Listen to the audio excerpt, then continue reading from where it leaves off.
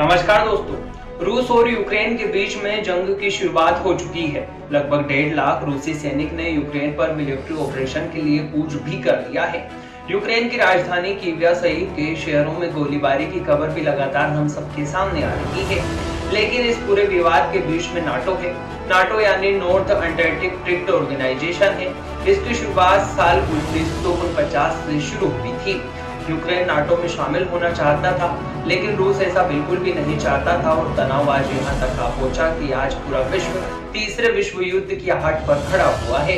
यहाँ पर समझने की जरूरत है यूक्रेन और रूस के बीच में नाटो की एंट्री कहां से हुई और यूक्रेन के लिए रूस इतना पागल क्यों हो गया। वह साल था 1939 से लेकर 1945 के बीच का, जब द्वितीय विश्व युद्ध हुआ। इसके लिए सऊदी संघ ने पूर्वी यूरोप के इलाकों से सेना हटाने का इनकार कर दिया, जिसके बाद में 1948 में यूक्रेन पर हमला कर दिया और इसको पूरी तरह से घेर लिया।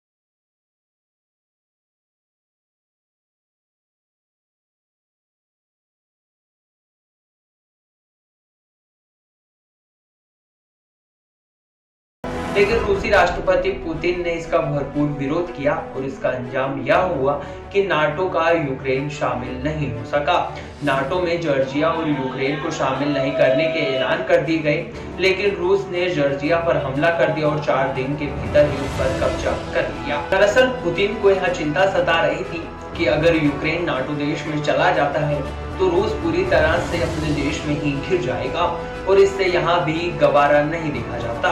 पुतिन का तर्क है कि ब्रिटेन नाटो में शामिल हो जाता है तो भविष्य में नाटो देश मिसाइल यूक्रेन की धरती पर फिट कर सकेंगे और इससे उनको दिक्कत होने वाली है, जो रूस के लिए एक बड़ी चुनौती भी होने वाली है।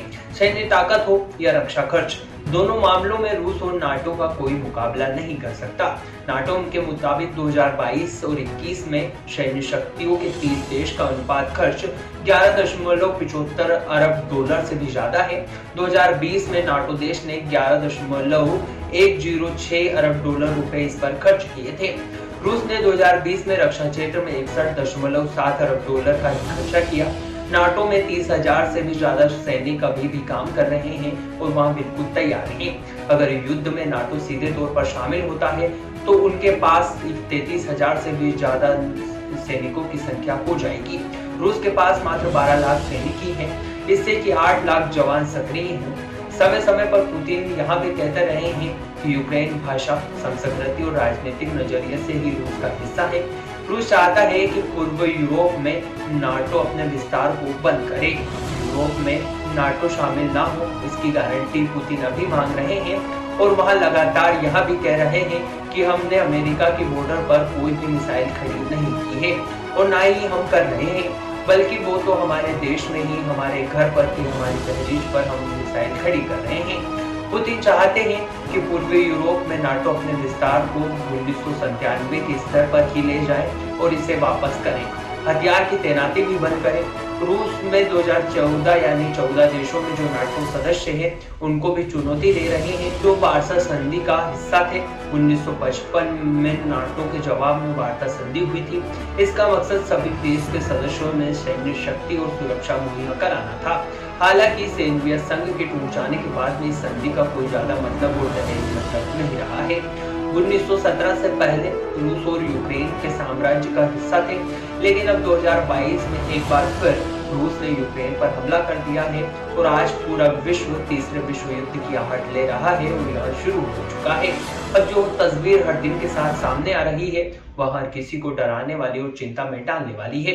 पर विश्व स्तर पर जो संकट गहरा रहा है, देखना यहाँ होगा कि यहाँ विश्व युद्ध कब जाकर शांत होता है या फिर यूक्रेन को पीछे हटने पर रूस मजबूर कर देता है।